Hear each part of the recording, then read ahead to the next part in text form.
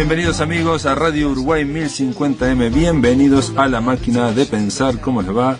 ¿Cómo están ustedes? Estamos terminando esta semana dedicada a Tariq Carson, este escritor oculto o semi-oculto que acaba de ser reeditado hace un par de meses por Editorial Irrupciones, reuniendo esos dos libros de cuentos, El hombre olvidado y El corazón reversible. Escuchamos al comienzo de este programa el poema Ella que pasa, de Mario Benedetti, en homenaje a el Día de la Poesía, la Semana de la Poesía, en fin, era una forma de comenzar este programa. Si ustedes quieren comunicarse con La Máquina de Pensar, pueden mandar un SMS al 099-780066 o enviar un mail ahí a lamaquinadepensar@adinet.com.uy. Estamos todos bien, está el flaco en la puesta a punto de la máquina, está llamando ahí a Alemania, a Múnich, y está en el control de emisión de la máquina está Jorge Pozzi, que está ahí tratando de manejarla con los nuevos controles que le han puesto para La Máquina de Pensar hoy en la radio. Les quiero decir, amigos, que la idea es hablar ahora con una poeta uruguaya. Ella es licenciada en letra, es profesora de inglés, se llama Paula Einoder, que me parece que es medio alemán, y está en Alemania. ¿Cómo andás, Paula? Hola, ¿cómo te va? ¿Qué tal? Bienvenida aquí a Radio Uruguay, bienvenida a La Máquina de Pensar. Paula, ¿tu apellido es alemán? Sí, en efecto es alemán, sí, porque toda mi familia del lado paterno es alemana, de Baviera, justamente.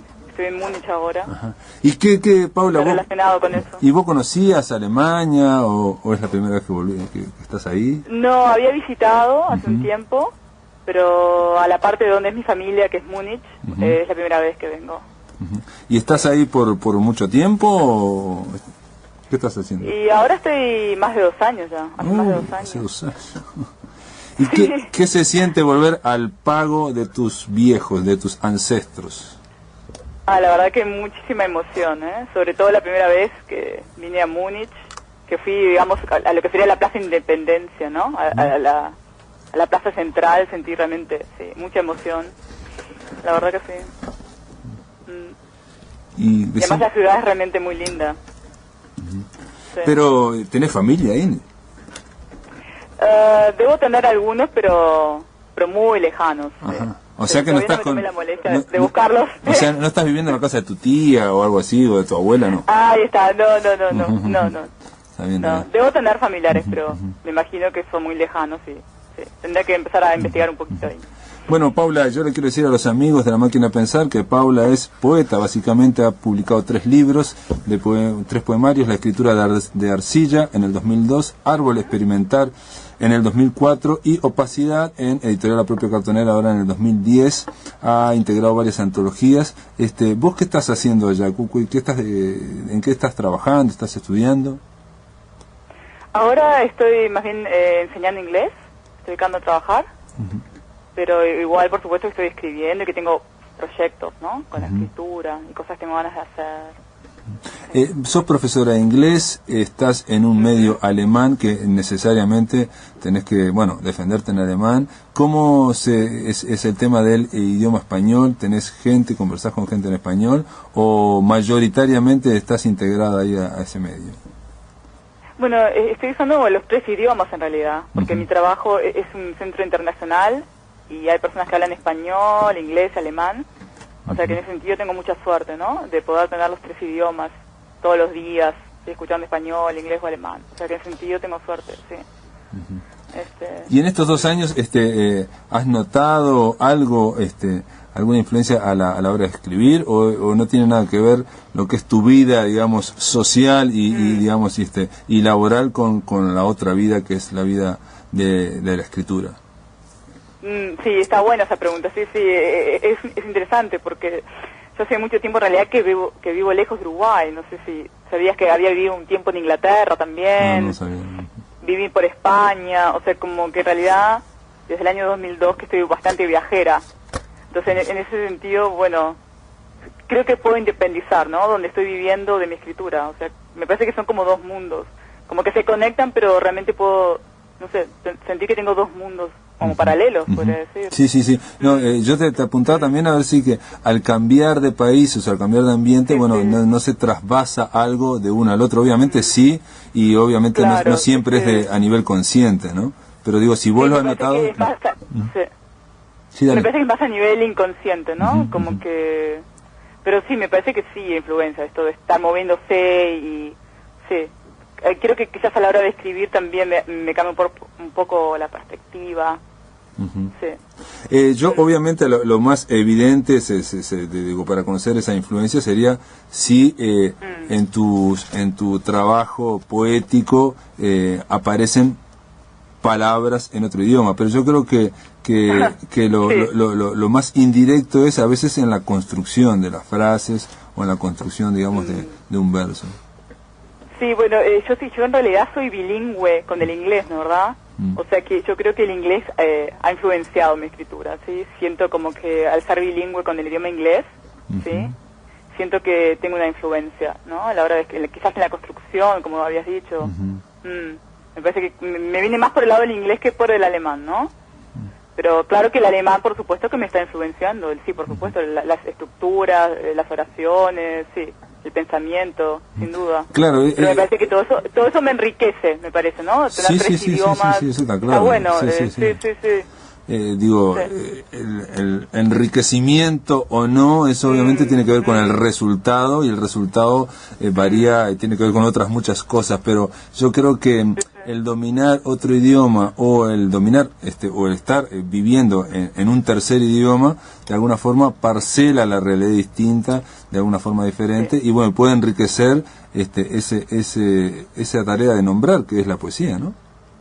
Sí, no, sin duda mi influencia, pero como te contaba, que hace mucho tiempo estoy como fuera de Uruguay, ¿no? Que vivo en Inglaterra, en España, o sea, como que hace mucho tiempo estoy con esto, ¿no? Del viaje, de estar lejos, de tener influencia de otras partes, y sin duda creo que eso sí me influencia. No estoy segura en mi escritura concreta, o sea, no podría decir concretamente cómo, pero sí estoy segura que sí me ha influenciado.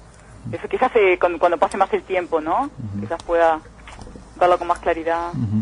Paula, vos integraste una pequeña antología de poetas jóvenes uruguayos y paraguayos, y también integraste antología de poesía joven de Colombia y Uruguay. Ahí donde estás, en Múnich, en Alemania, ¿tenés vínculos o tenés relaciones con escritores o con poetas, con otros poetas? Bueno, no, lamentablemente no. Estoy todavía buscando un poco ese mundo, sí, justamente de escritores y poetas, pero todavía no me he conectado tanto como hubiera querido, pero bueno, estoy en eso, ¿no? Estoy en la búsqueda, pero todavía no me pude conectar también, en ese sentido. Eso es más difícil, creo. No, porque pero, bueno, quizás, obviamente, a través de internet, y digo, uno visita tu blog, obviamente sí estás vinculada con poetas de distintos lugares, pero no siempre uno se vincula con creadores los locales. Exacto, con los locales, porque digo, son circuitos, ¿no? Ahí está, ese es el tema que te iba a decir, justamente entrar en el circuito también, ¿no? Además, como vengo escribiendo en español, ¿no? Eso también es un tema. O sea que, bueno, sí, me gustaría conectarme más realmente, sí. Es algo que tengo pendiente, digamos, sí. Sí, Paula, ¿y no tuviste la tentación de, en plan, conectarte, de traducir tus poemas al alemán? Bueno, eso que me estás diciendo es muy interesante justamente porque es algo que estoy haciendo ahora en realidad. Tengo un libro original mío en español, pero el proyecto es traducirlo al alemán.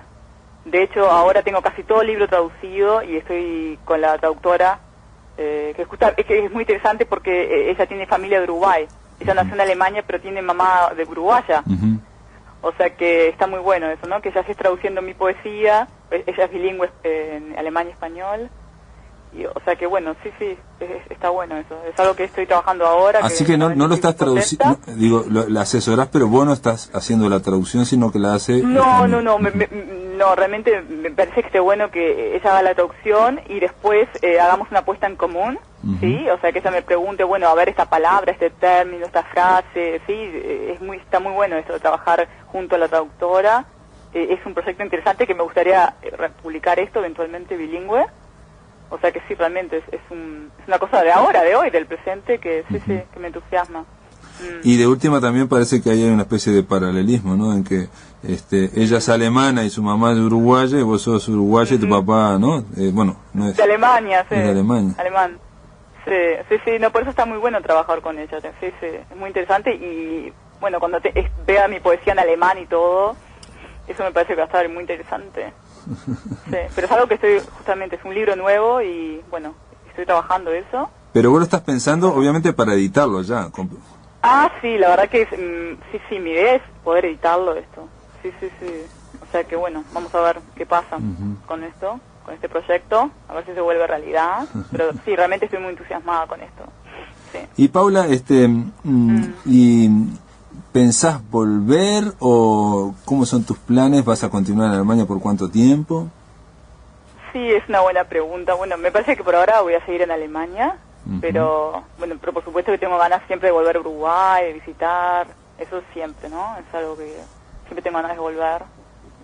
Pero bueno, por ahora digamos que sigo acá. Pero igual siempre tengo la conexión con Uruguay, ¿no? Eso es evidente, ¿no? Bueno, también... Trabajar la conexión de lo que le digo yo, Montevideo-Múnich, ¿no? Siempre le digo eso. Esta conexión entre estas dos ciudades. Siempre lo veo así. Cielo sobre Berlín, esa era una película que de Wim Wenders, ahora me acordé que alguien, creo que Andrea Blanqué escribió algo que se llamaba Cielo sobre Montevideo, para hacer algo similar. Cierto, sí. El cielo sobre Múnich. Sí, cielo sobre Múnich. Y decime, pero igual puedes venir en las vacaciones también, ¿no? O sea, sí, por supuesto, sí. No, pero es que siempre voy a estar conectada con Montevideo, ¿no? Eso es evidente y sí. Siempre va a ser lo importante para mí, claro. Paula, ¿te puedo pedir que nos leas un poco algunas poesías tuyas para de alguna forma ver de qué estamos hablando? Sí. A ver, puedo leerte un poema del último libro, el que publiqué con la propia cartonera. Dale. Un poema de ahí puedo leerte. Y ¿querés que lea un inédito también? Mirá, tenemos 3 minutos. 3 minutos, bueno, entonces te leo el poema del libro, el último. Dale. El último libro se llama Opacidad, que lo publiqué con la propia cartonera. Bueno. Ok. Se llama Dulce y dolorosa espera. En donde empieza este verso, veo las encrucijadas que se han tejido con la paciencia de Penélope. Así te esperaré. Amarraré mis agujas de opaco acero. Dejaré mi tejido anclado. No visitaré mares lejanos, ni surcaré campos en flor. Así te esperaré. Destejeré y volveré a tejer el mismo sueño. Si pierdo el punto, empezaré una y otra vez, hasta que el tejido tome la forma de tu rostro. Y luego lo destejeré 1, 2, 3, todas las veces, para que un día inesperado, cuando regreses, tengas todo el calor acumulado en mi vientre y me tejas y destejas una y otra vez, una y otra vez, una y otra vez. Bueno. Muy bien. ¿Y tenés otro para leer o...? Sí, tengo un inédito. Dale. Que es del año pasado. Que no está traducido todavía. No, tiene un nombre en inglés, se llama Lady Titanic.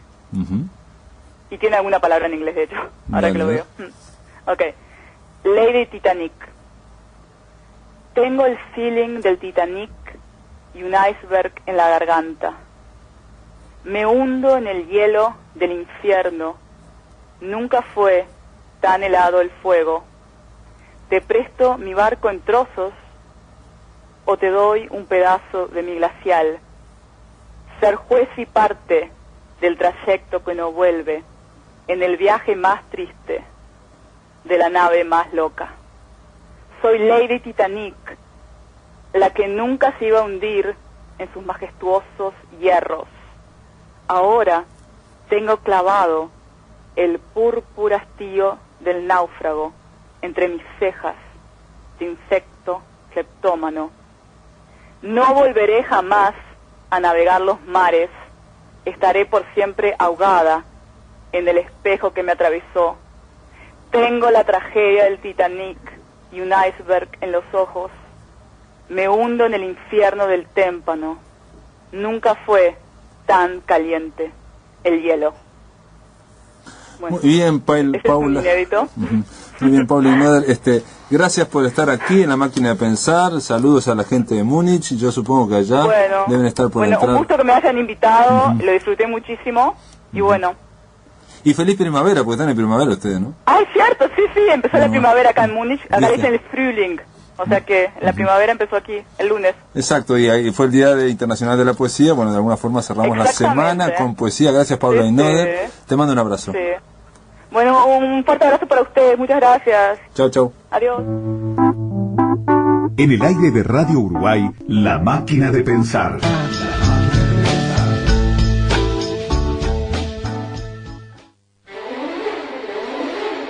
Un tranvía llamado Deseo. Por el Ballet Nacional del Sodre. Del 18 al 29 de marzo, el Ballet Nacional del Sodre ofrecerá en el Auditorio de Larreta el primer estreno de la temporada 2011, bajo la dirección del maestro Julio Boca. Se trata de un tranvía llamado Deseo, creación del coreógrafo argentino Mauricio Weinroth, en versión libre de la obra homónima de Tennessee Williams, con música de Bela Bartók. Las localidades se encuentran a la venta en la red UTS y en boletería del Auditorio de Larreta de lunes a domingo en el horario de 15 a 20:30. Cambio de horario para la función del domingo de un tranvía llamado Deseo. Se comunica que con motivo de las elecciones del Banco de Previsión Social, la función del Ballet Nacional del Sodre comenzará a la hora 19:30. La misión de paz en el Congo. Paz en el Congo. Miles de víctimas, desplazados y mutilados son el resultado de uno de los más largos conflictos armados del África. Junto a los efectivos uruguayos de las Fuerzas de Paz de Naciones Unidas, los testimonios de la guerra, sus víctimas y el proceso de pacificación. Radio Uruguay desde la República Democrática del Congo. La cobertura especial de Lourdes Vitabar.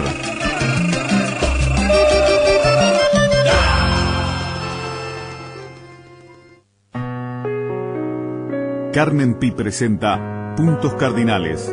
Teatro Solís, Sala Zabala Muniz, 31 de marzo, hora 21. Entradas a la venta en red UTS y boletería del Solís. Carmen Pi, Puntos Cardinales.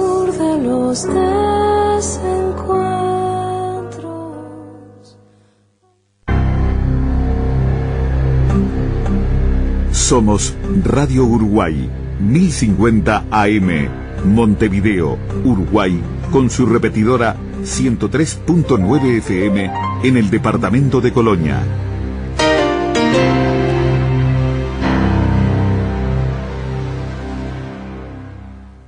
Atención, charlas, entrevistas o columnas que te perdiste o que querés volver a escuchar, las encontrás en el blog de La Máquina de Pensar. Ingresá a piensamáquina.blogspot.com. Y bienvenido al corazón de las palabras.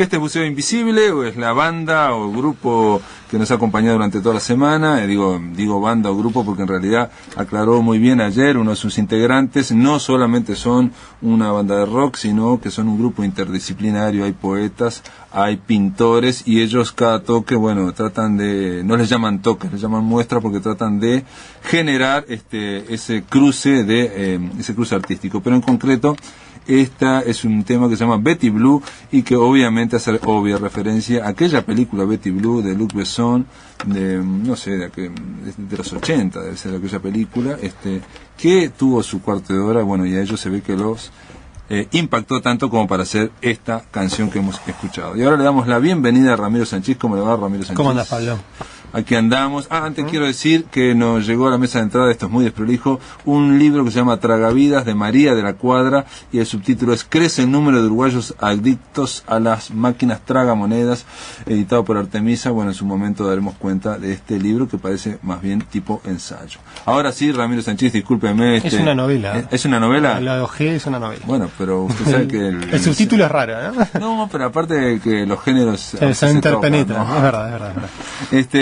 Ramiro, la idea era que vinieras a conversar a la máquina de pensar de dos temas, uno de tu novela y otro de Tariq Carson. Si te parece, conversamos de Tariq. Dale, este bloque sí. de El hombre olvidado y el corazón reversible, que entre otras cosas a vos te tocó presentar ese libro editado por Erupciones allá a fines del año pasado. Sí, fines de diciembre, creo. Sí.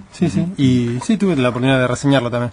¿Por qué te invitaron a presentar ese libro? Creo que todavía empezado una vuelta que estaba conversando con el editor de Irrupciones, Gabriel Sosa, y nos pusimos a conversar sobre la posibilidad o la imposibilidad de armar una antología o una muestra o una historia de la ciencia ficción uruguaya. Un proyecto que tiene usted hace mucho tiempo. No es que lo tenga yo. En realidad ese proyecto se lo robé a Pablo Dobrinín. No se lo robé, él lo ha hecho. Lo comenzó también. Claro, él lo hizo. En una época estaba en el año 95-96, creo, estaba hecho el libro ese, nunca se publicó, ese fue el problema. Bueno, ha llovido bastante. Y a mí me interesaba sobre todo la parte de historiarlo, y Dobrinín lo hizo. Y una de las cosas que hizo Dobrinín, que ahí fue que conocí a Carson, fue justamente hablar de estos libros, El hombre olvidado, El corazón reversible. En esa historia de ciencia ficción, Dobrinín lo que hace, le da un capítulo entero a Tariq Carson, porque dice que es un escritor que sobresale, digamos. Sí, y digo, aparte de que es verdad lo que dice Pablo, digo, el hecho es que también es uno de los pocos escritores que no es tan difícil de ser incorporados al género. O sea, Lebrero es mucho más difícil, digo. Sí. En cambio, Tariq Carson, por varias vías, quizá entra un poco más fácilmente. Y bueno, y la charla aquella con Gabriel Sosa, cambiamos un poco de ideas en algunas cosas, y de ahí empezamos a conversar del tema de Tariq Carson. Él me comentó que iba a editar un libro de él, yo dije que a mí me gustaban los cuentos, bueno. Y cuando llegó el momento de presentarle el libro, bueno, fue una opción, me preguntó si quería, le dije que por supuesto sí, que iba a ser un placer, y lo fue. O sea, estuvimos conversando estuvimos acá mismo en la radio el día antes o algo así. Exactamente. Y bueno, fue muy divertido escucharlo a Tariq y sobre todo leer el libro, que es un libro muy interesante. Al menos a mí me gusta. Digo, quizá no sea justamente, si seguimos con ese hilo de la ciencia ficción uruguaya, que quizá no exista, el hilo o la ciencia ficción uruguaya como género, es un libro que quizás es de los más difíciles de encasillar en ciencia ficción. Digo, entra más en esa nebulosa complicada que es de los raros, ¿no? O sea, es menos complicada, ¿no? O sea, los raros es un cajón desastre. Claro, donde se ponen en ese sentido es fácil. Es más fácil ponerlo, y de hecho yo creo que, bueno, en tu propia reseña, en la diaria, vos incurrís o caes en algo que es frecuente o muy frecuente cuando hablan de Tariq Carson, que es de alguna forma ponerlo en paralelo con Lebrero, las semejanzas y las diferencias. Sí, lo que pasa es, creo que lo dije en la presentación, o sea, a ver si me acuerdo, déjame ir un poco hacia atrás. Son vías de acercamiento. O sea, Tariq Carson es un escritor que a primera vista parece extraño o atípico o raro, ¿no? En ese sentido es fácil decir raro, lo que vos decías, bueno, es una bolsa, un cajón donde podemos meter un montón de gente disímil rara que se aleja de lo que sería la tradición literaria uruguaya. Ahora, la tradición uruguaya literaria no existe. Entonces, definir algo por oponerse a algo que no existe es medio complicado. Sí, en algún momento, cuando se planteó eso de los raros, con Ángel Rama, era la idea, por lo menos, era de que había un centro y esto sería una cuestión más periférica. Sí. Cuando yo entrevisté a Leo Maslía, que le planteé algo así, lo que decía Leo Maslía, que a esta altura ya no hay nada en el centro y no hay nada en la periferia, todo está más o menos al medio. Entonces no se puede poner raros como aquellos que están por fuera de la corriente hegemónica. Por ahí fracasa el concepto. Ahora, como vía de entrada, como acercamiento para luego ver otras cosas, puede ser válido, como también lo es la ciencia ficción.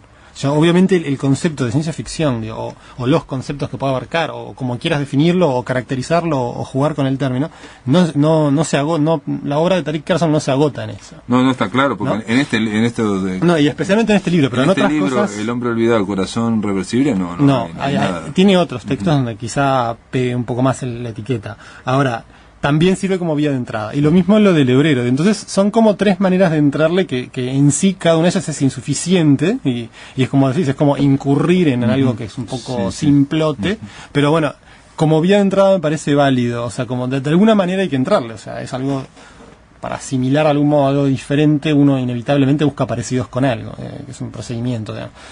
Una vez que se instaló en el corazón el corazón reversible, ahí se ve claramente que esas etiquetas no funcionan del todo bien.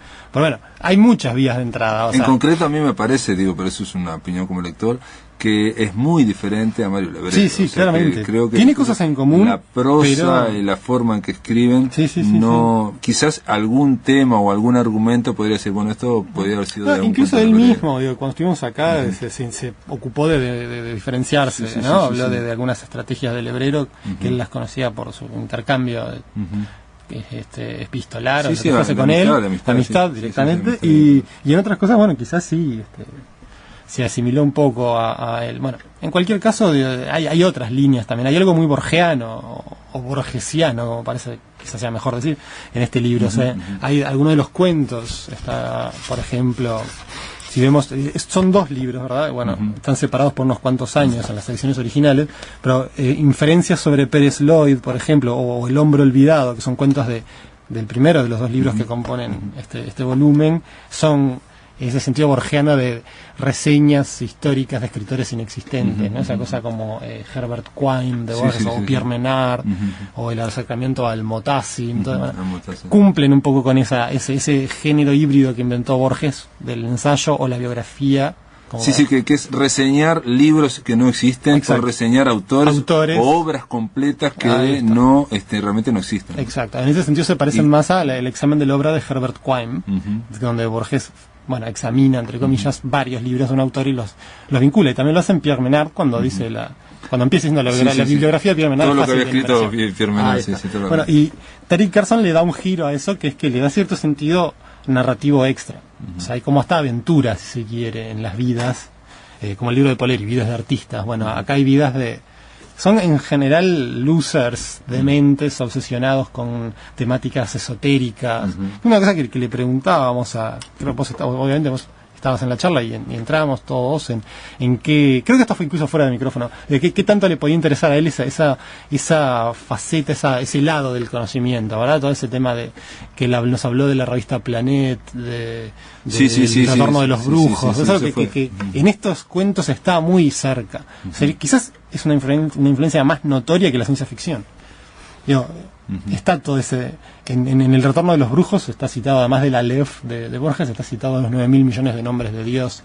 Está in extenso citado, de Arthur Clarke. O sea, entonces, en esa época de los años 60, el realismo maravilloso, no sé cómo le llamaban los autores como era Bergier y Pauwels del retorno de los brujos, mencionaban mucho el tema ese de la ciencia ficción y los extraterrestres, ¿sí? En ese sentido, en esa faceta especial de la ciencia ficción, más en el sentido que le daba Harlan Ellison en los 60, que es lo que él llamaba la ficción especulativa, ¿no? Deslindándolo un poco de lo científico o de la ciencia canónica, vamos a llamarla, esa ciencia de borde, esa ciencia pseudociencia para algunos. Eso quizá sería una manera más interesante de trabajar la ficción de Tariq Carson, al menos en estos primeros libros.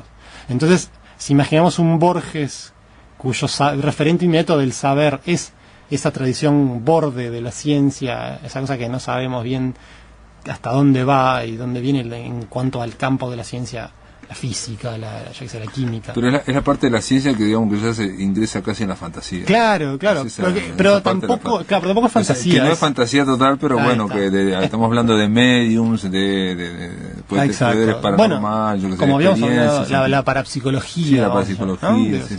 Y bueno, y son de esa época, estos cuentos son de los años 70. Y son es esa época quizá de auge de ese modo de buscar la vuelta de las cosas, ¿no? Yo algo que para diferenciarlo, digamos, netamente de cómo escribe Mario Lebrero, es que la prosa de Tariq Carson me parece mucho más cerebral, digamos, mucho más, en ese sentido así, más borgiana, digamos, por momentos, ¿no? parece que tiene una intención más clara que Lebrero de armar un aparato prosístico trabajado rimbombante. Y aparte hacer alegorías de repente, ¿no? Sí. Hacer alegorías, hay una de los globitos que yo estuve conversando con él, que es toda una alegoría casi perfecta de lo que es el arte, se llama percepción. Los cuentos funcionan casi todos los cuentos, no quiero decir todos, pero funcionan a un nivel meta, o sea, hay mucho hay mucho discurso sobre el arte y sobre el artista, y volviendo a Poleri, sobre la vida de los artistas, ¿no? Y el que vos decís de los globos, que es Percepciones Extrañas, está en el segundo tomo, en el segundo libro, perdón, en el libro El Corazón Reversible. Ese en mi opinión es quizá el mejor cuento del libro, y creo que comparto con Dobrinin, ¿no? Dobrinin dice algo así, sí. Bueno, es un cuento muy interesante, tiene algo hasta valerdiano, pese a que Valer no es muy propenso a ese tipo de alegoría, y es muy interesante, y ahí hay claramente un discurso sobre el arte y los artistas. Sí. Y en ese sentido, sobre como la industria artística, es decir, lo hablamos con Tariq Carson, la idea de que el arte dentro del negocio de arte hay mucha gente que es impostora, que se dedica más que nada a bueno, y eso se podría leer desde una coincidencia o no con Lebrero. Ahora me viene a la mente, por ejemplo, algunas reflexiones en clave ficcional y humorística de Lebrero sobre al menos el mundo editorial. Dejan todo en mis manos, por ejemplo, el comienzo. O si ya vamos a la parte pseudo periodística, digamos, de Lebrero, como Irrupciones, justo el nombre de la editorial.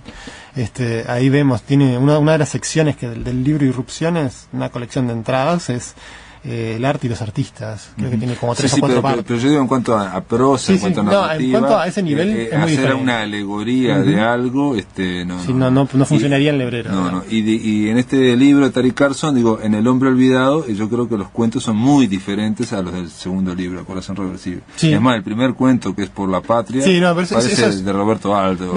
Ese cuento rompe un poco los ojos, ¿no? Está como puesto ahí por un tema cronológico, creo, ¿no? Tariq nos contaba que sacó un cuento, creo. Yo creo que debió haber sacado ese. Ese, no es malo ese cuento, pero no dice que sea malo, va pero por otro lado, exactamente. Y de hecho creo que su obra fue por otro lado. Sí. Se puede problematizar mucho la obra de un autor. De otra forma, ese cuento impacta, 30 o 35 años después. Indudablemente, pero es que nadie le quita impacto o valor o lo que fuese. Claro. Digo que simplemente es como si uno de los cuentos del informe de Brody estuviera en ficciones. Claro. Son objetivos diferentes. No pega y da un poco esa sensación. Quizá eso es lo que yo le diría. Bueno, que habría que ver. No recuerdo ahora en este momento cuál fue el cuento que sacó. Lo dice aquí, sí, pero en realidad tampoco está escrito que los libros o cuentos tengan que ser todos ni que hablar, perfectamente, demasiado humanos se llama el cuento, que tengan que ser súper coherentes y regulares. Hay algunos que son muy de 10, 9 muy coherentes, y uno que no, da un poco para pensar. Ahora, volviendo al tema de lo es interesante ver cómo alguien 20 o 30 años después revé su obra y la reedita, y eso es algo interesante para ver. Carson lo dice en su prólogo, digamos. Entonces eso se suma a un montón de reflexiones sobre el prólogo también es muy borgiano, también el análisis del prólogo y la forma que está escrito es muy borgiana. Y sí, El Hombre Olvidado fue editado en el 73, estamos hablando de que tiene 37 años y se mantienen esos cuentos, se mantienen. Y El Corazón Reversible a mí me gustó mucho más ese otro libro. Creo que a mí también. Bueno, después de la pausa continuamos con Ramiro Sanchís. En el aire de Radio Uruguay, La Máquina de Pensar.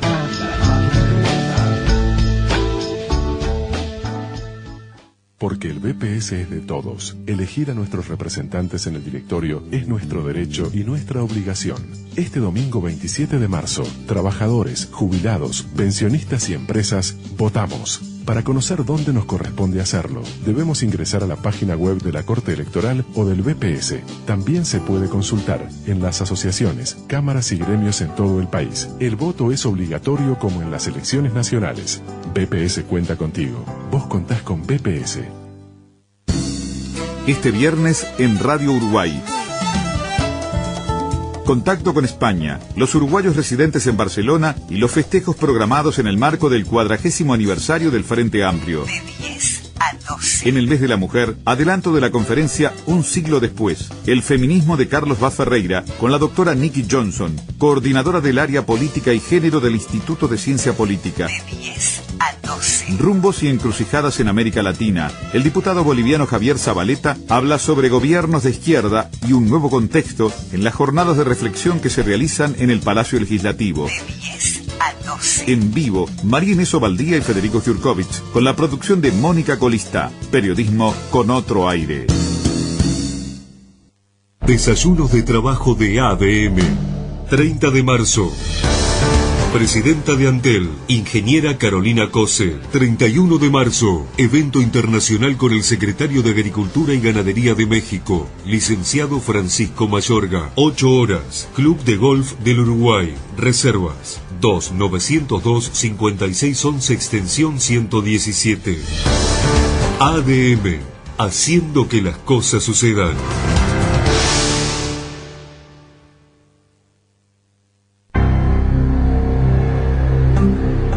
Somos Radio Uruguay, 1050 AM, Montevideo, Uruguay, con su repetidora 103.9 FM en el departamento de Colonia.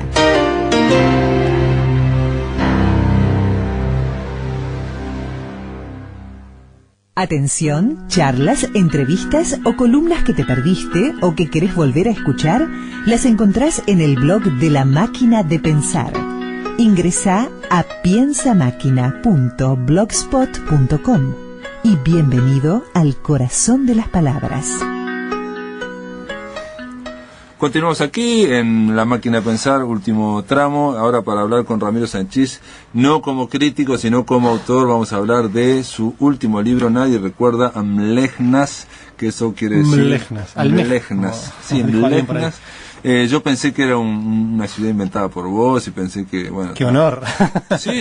¿Quién la inventó? Es una cuestión rara. Pero ¿no te parece que es verdad que nadie recuerda a Mlejnas? No, nadie, sin duda que nadie recuerda a Mlejnas. Si querés lo explicitamos. Vale. Hay uno de los grandes cuentos, no solo de Borges, uno de los grandes cuentos, es Tlönukvar Orbis Tertius, que está no los primeros, sino el primero de ficciones. Y bueno, recordarán quienes nos están escuchando que básicamente Borges y Bioy estaban en una quinta que habían alquilado con una biblioteca, sacan un libro que es un tomo. Están en Salto, creo que están en Salto Oriental. Está firmado, no me acuerdo si cuando comienza el cuento están ahí. Y dice, bueno, que encuentran una enciclopedia que describe la tierra de Ukbar, y que la literatura de Ukbar, toda la literatura de Ukbar, se refiere a simplemente, y no tan simplemente, a dos regiones imaginarias que son Tlön y Mlejnas. El resto del cuento desarrolla Atlón. Y habla solo hablan de Tlön. Exacto. Y Mlejnas nunca más nadie lo menciona y nadie se acordaba de Mlejnas. Y yo, por ejemplo, tuve que ir a ver si no lo habías inventado vos, y bueno, fui al cuento y obviamente se habla de eso. Y eso siempre bueno, desde esto por tanto releer, y ahí y en Tlön Urbar Orbis Tertius también se hace, por lo que yo quiero recordar, habla un poco de la ciencia ficción, en el sentido de que cuando se imaginan otros mundos, lo que hacen los escritores es desarrollar un elemento y después el mundo es igual. Por ejemplo, son cabezones o miden 4 metros, pero después todo lo demás es igual. O por ejemplo, vuelan, ¿no? Son gente que vuela, pero después se casan, se jubilan, todo igual, ¿no? Como un amigo que... O sea, se cambia un elemento y entonces dice que en el caso de Tlön Urbar Tertius, no, hay una civilización y que cambia todo. No lo podemos Sí, lo que pasa es que, claro, no creo que sería forzar un poco las cosas, decir que Borges habla de una civilización extraterrestre. Digo, lo que sucede es que lo que cambia de Entlón, digo,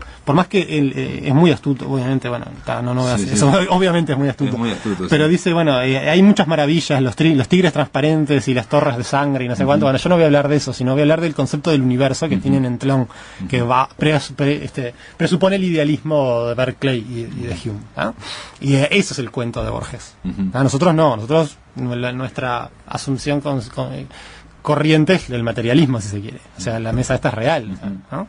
En cambio, en Entlón, los argumentos famosos de Berkeley, que según Hume eran irrefutables, pero no convencían a nadie, son lo que cualquiera asumiría, que el mundo no es real, que todos son ideas en la mente y percepciones sin orden ni concierto. Bueno, más allá de eso, claro, y también hay otra cosa en Levinas, aparte de ese pique borgiano, digamos, es una referencia bastante obvia a Fogwill. Eso lo mencionábamos. Fogwill tiene un cuento que se llama Help a él, que es un anagrama de El Aleph, ¿no? Y es una parodia, en el buen sentido, de básicamente el núcleo del Aleph, este hombre despechado, mujer desaparecida o muerta, interludio alucinatorio con un Gil, que en el cuento de Borges es Carlos Argentino Daneri, un poeta trucho. Y bueno, y de algún modo... Y en este caso, en tu novela, se llama Ape Hell, Infierno de los Simios, ¿no? Que es un cuento dentro de la ficción, que escribe un personaje... que es una novela, bueno, nadie recuerda Levinas. Yo me di cuenta, supongo cualquier lector se va a dar cuenta, que en cierta forma también está parodiando a El Aleph, si bien nunca se lo menciona, ¿no? No, salvo por el anagrama. Bueno, por Ape Hell, por el no, es que esa es una de los chistes malos del libro. O sea, hay un personaje que es el narrador, que parece saber mucho de literatura, pero no se da cuenta que lo que le está contando un viejo es una parodia del Aleph. Exacto, pero para ser metido en esa parodia, este protagonista viaja a las piedras en una especie de viaje alucinante a las piedras, donde que demuestra que en la periferia de Montevideo, bueno, uno puede encontrar un punto donde se encuentra otro universo. Es que, de hecho, desde el principio es otro universo, porque la novela en sí es una ucronía. Es una ucronía en la que no está tan explicitado, pero hay algunas pistas. Está claro, digo. Hay otra cosa, en la dictadura resultó una guerra civil, murió ciertas personas, y esa ciudad de las piedras es una ruina gigante, básicamente. No, y aparte un detalle en este relato tuyo, en esta novela corta, no solamente la dictadura devino en una guerra civil, sino que toda la dictadura, todo ese proceso terminó en el año 89, con lo cual Jorge Valle y Sanguinetti tienen una presidencia cada uno. Sí, hay una, no me acuerdo ahora. Y por ejemplo, hay un problema de que en Tacuarembó se intentó hacer una república separatista, ¿no? Que duró un par de semanas, una república efímera. Buscaste todos los detalles. No, la leí. Porque hay lectores que eso lo pasan por alto alegremente. Eso me pareció interesante. Ahora, no das muchos datos de ese mundo. Lo que sucede es que esto es como Perséfone y como los cuentos de algunos de los otros y otras cosas que he publicado por ahí, en rigor son partes de un mosaico, un mosaico narrativo que involucra a los mismos personajes. Pero en Perséfone también viven en esa ucronía. No, Perséfone es esos personajes en un mundo más cercano al nuestro o en el nuestro. Sí, en Uruguay del 2007, 2006, una cosa así. Acá ellos están también en el Uruguay de 2007, pero un Uruguay que es paralelo, que tuvo esa ucronía. Y por ejemplo, yo no me di cuenta exactamente que Las Piedras estaba toda destruida por esa guerra civil. Yo pensé que Las Piedras está destruida porque está destruida. Bueno, yo no quiero decir eso. No, porque a veces lo que uno tiene... Puede ser. Es un poco la mirada esa, ¿no? Bueno, y ahí en esa de Las Piedras hay un grupito de gente vinculada al metal y a los juegos de rol y... Creo que algo de eso hay en Las Piedras real. No, sí, la idea de ir al interior, de ir a un lugar como Las Piedras, a una ciudad, y vincularse con un grupo chicos, under, que están que son rock, o que son afterpunk, o lo que sea, eso obviamente es muy verosímil, y da, de última, el relato también, la novela corta esta, nadie recuerda Levinas, da un poco esa historia que yo creo también la daba el Aleph, si se quiere, mirá vos, la idea de que de que vivimos en la periferia del mundo y tenemos acceso a la literatura universal, ¿no? Bueno, pero hacer literatura universal desde la periferia, bueno, es complicado. Terminás en las piedras. Lo que es que de hecho las piedras es la periferia, está presentado, no digo que lo sea en realidad, porque no lo sé, es la periferia de la periferia de la periferia, digamos. Entonces, hay un personaje que es Aleister Lestrange, que es un viejo, unos 60 y algo de años, fanático de H.P. Lovecraft, y metido en brujerías y cosas raras, que de algún modo se hace muy consciente de ese estar en la periferia, y